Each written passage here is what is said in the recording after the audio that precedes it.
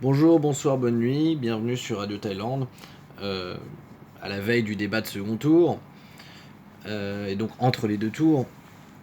Que penser, que faire ça devient difficile d'avoir une opinion aujourd'hui. Finalement, quand on s'intéresse un peu à la politique, plus généralement au monde, alors quelles sont mes sources d'inspiration? Je lis en ce moment, je lis un bouquin d'Oberton, euh, auteur subversif, n'est-ce pas, qui avait écrit Orange Mécanique, non, quelque chose mécanique que j'ai pas lu. Euh, et là, je lis La France Big Brother, donc sur les médias bien pensants qui nous manipulent.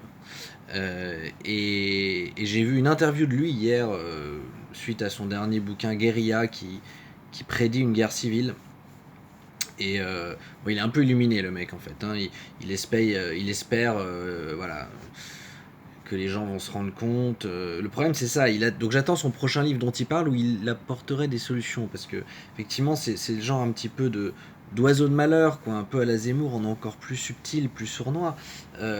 Pourquoi au final, donc, genre de gens qui disent des choses intéressantes, mais quand on écoute un Oberton, au final, on se dit, bon, bah, le mec, il attend que la guerre civile. C'est ce qu'il souhaite, au fond. Une guerre civile où les policiers vont se retourner contre les manifestants, voilà, où ça va être où les gens qui en ont marre un peu de la permissivité, voilà, de l'État, ça va se terminer en droite radicale qui mettent en place des milices pour botter le cul des délinquants. Bon, je vais pas faire tout l'épisode sur Roberton, mais là je sors d'une vidéo de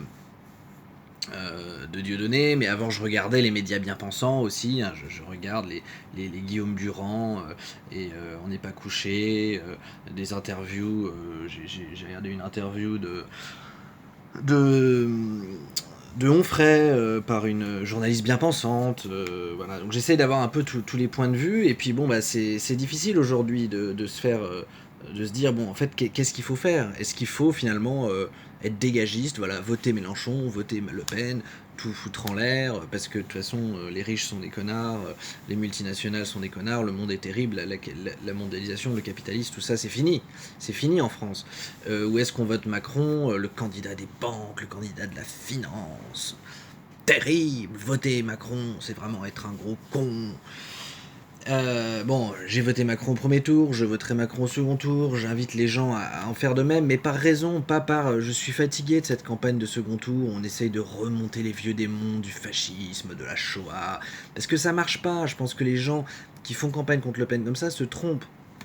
Les gens qui sont convaincus de voter pour elle, ça les encourage encore plus quand on essaye de la diaboliser.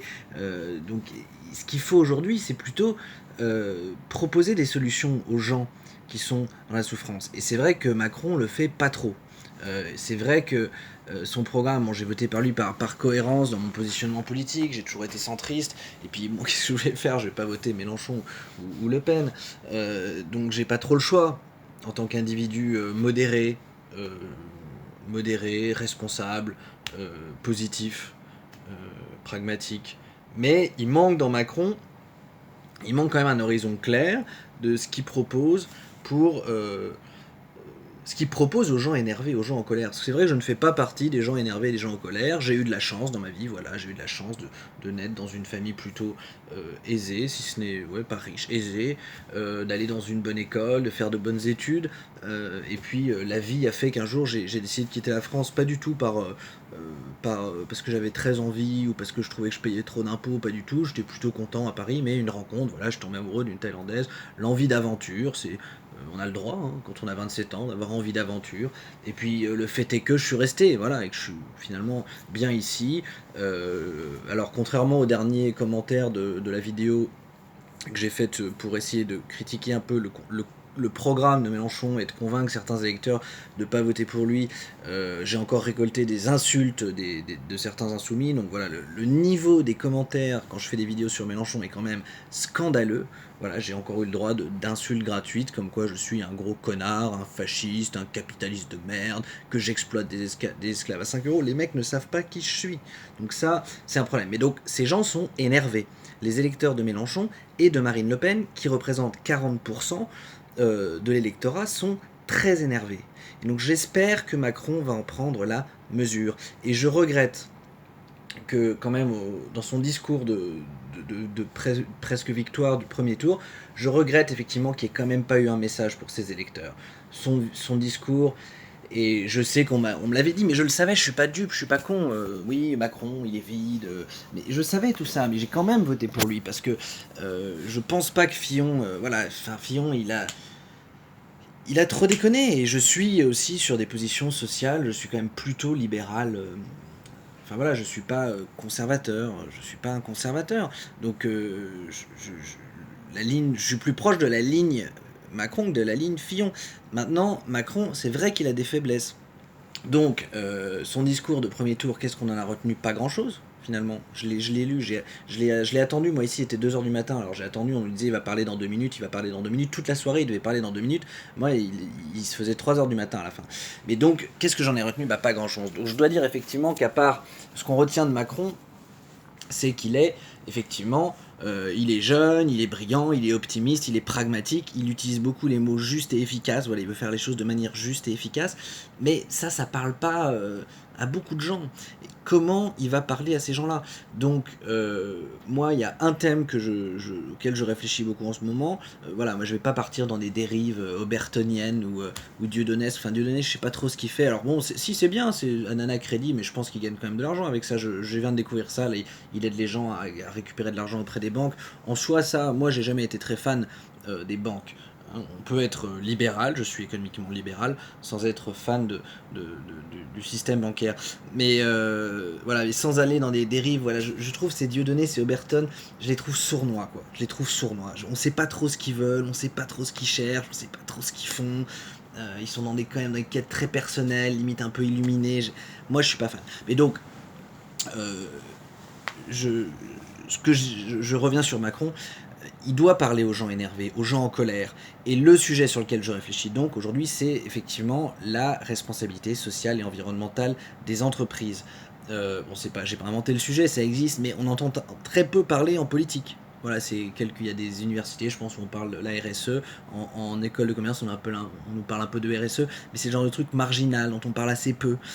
Or, le débat aujourd'hui, il est là. Comment les multinationales doivent, donc là je dois faire vite parce que j'ai plus beaucoup de mémoire sur mon téléphone, j'ai plus que 2 minutes. Aujourd'hui, les multinationales sont devenues plus puissantes que les États, financièrement, en capacité de projection à l'international, en capacité d'organisation, en capacité de faire tout un tas de choses dans leurs domaines respectifs. L'État aujourd'hui, il est impuissant face aux multinationales, et les États en général. Donc croire qu'on pourrait, comme nous le promettent des Mélenchon ou des Le Pen en un coup de magie, baguette magique ou avec un coup de gueule, hein, Mélenchon, ah oui, ça va gueuler, les faire plier, c'est faux.